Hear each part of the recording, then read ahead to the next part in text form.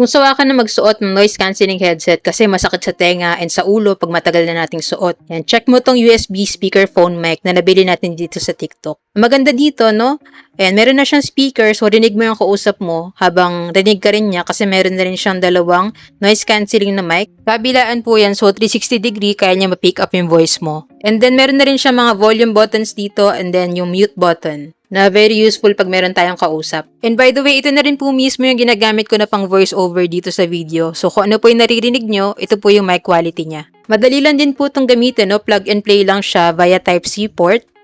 And then may kasama na rin po siyang cable nung dumating siya. So pwede po to sa PC, laptop, phones, or tablets. So, i-connect lang po natin dito sa ating USB speakerphone mic and then, i-connect natin siya sa ating phone or tablet. And then, ayan po, ready to use na siya. Pag naman po laptop or PC, ilagay lang po natin yung kanyang USB-A adapter and pwede na natin siyang gamitin. And like I said po kanina, meron din po siyang built-in speaker para marinig natin yung kausap natin. So, ngayon po, i-test natin yung kanyang audio quality.